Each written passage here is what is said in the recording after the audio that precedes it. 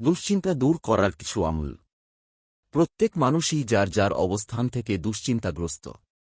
এক একজনের এক এক রকম সমস্যা। প্রত্যেকেই চোখে অন্ধকার দেখে।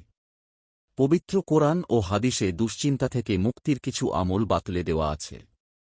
যদি কোনো মুমিন মহান আল্লাহর ওপর পূর্ণ আস্থা রেখে আমলগুলো করে, ইনশাআল্লাহ মহান আল্লাহ তাকে প্রশান্তি দেবেন। আল্লাহর ওপর আস্থা। পবিত্র কোরআনে ইরশাদ হয়েছে, যে ব্যক্তি আল্লাহর ওপর পূর্ণ আস্থা রাখে তিনি তার জন্য যথেষ্ট। সূরা তালাক আয়াত ৩। তাকওয়া অবলম্বন। মহান আল্লাহ অসীম ক্ষমতার অধিকারী। কেউ তাঁর ওপর ঈমান না আনলেও তাঁর কিছু যায় আসে না। তিনি আসমান-জমিন, গ্রহ-নক্ষত্র তথা পৃথিবীর সবকিছুর মালিক। তিনি যদি এগুলোকে আমাদের অনুকূলে রাখেন, তাহলে এগুলো আমাদের উপকারে আসবে। আমাদের সবকিছুর অভাব দূর হয়ে যাবে, অন্যথায় জীবনকে উপভোগ করার এই বস্তুগুলোই আমাদের কষ্টের কারণ হবে।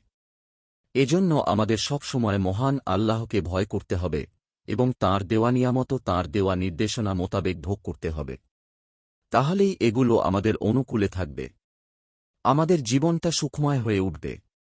পবিত্র কোরআনে মহান আল্লাহ ইরশাদ করেন, আর যে কেউ আল্লাহর তাকওয়া অবলম্বন করে আল্লাহ তার জন্য উত্তরণের পথ করে দেবেন এবং তিনি তাকে তার ধারণাতীত উৎস থেকে দান করবেন রিজিক।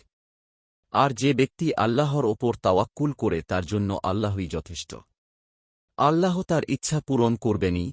অবশ্যই আল্লাহ সবকিছুর জন্য স্থির করেছেন সুনির্দিষ্ট মাত্রা। সূরা তালাক আয়াত ২-৩। নামাজের প্রতি যত্নবান হওয়া। দুশ্চিন্তা ও বিপদাপদ থেকে মুক্ত থাকার জন্য সর্বদা আল্লাহর সাহায্য প্রয়োজন। আর আল্লাহর কাছে সাহায্য চাইতে হয় নামাজের মাধ্যমে।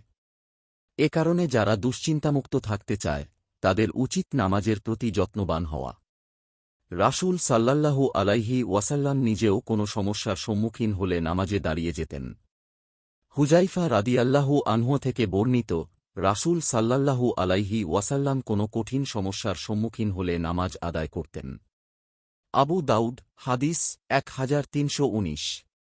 অধিক দরুদ পাঠ। অধিক দরুদ পাঠের মাধ্যমে মহান আল্লাহ মানুষের দুশ্চিন্তা দূর করে দেন।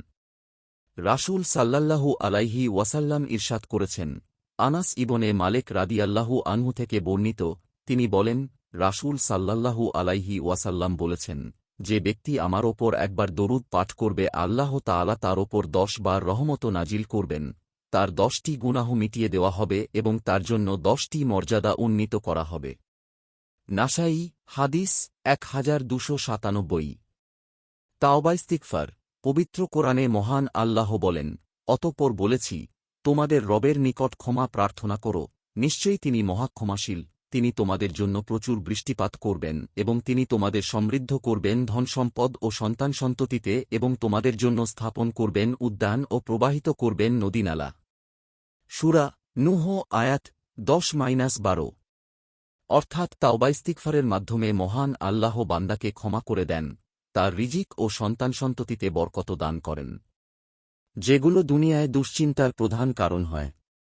দোয়া। মানুষ যখন কোনো বিপদে পড়ে, তার উচিত মহান আল্লাহর কাছে বেশি বেশি দোয়ায় লিপ্ত হওয়া।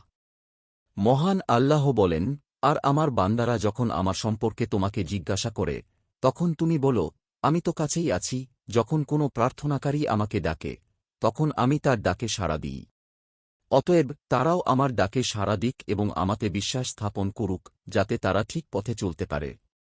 সূরা বাকারাহ আয়াত ১৮৬।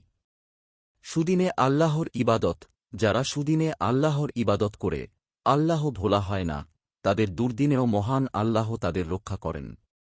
আবু হুরায়রা রাদিয়াল্লাহু আনহু থেকে বর্ণিত, তিনি বলেন, রাসূলুল্লাহ সাল্লাল্লাহু আলাইহি ওয়াসাল্লাম বলেছেন, যে লোক বিপদাপদ ও সংকটের সময় আল্লাহ তাআলার অনুগ্রহ লাভ করতে চায় সে যেন সুখ স্বাচ্ছন্দ্যের সময় বেশি পরিমাণে দোয়া করে।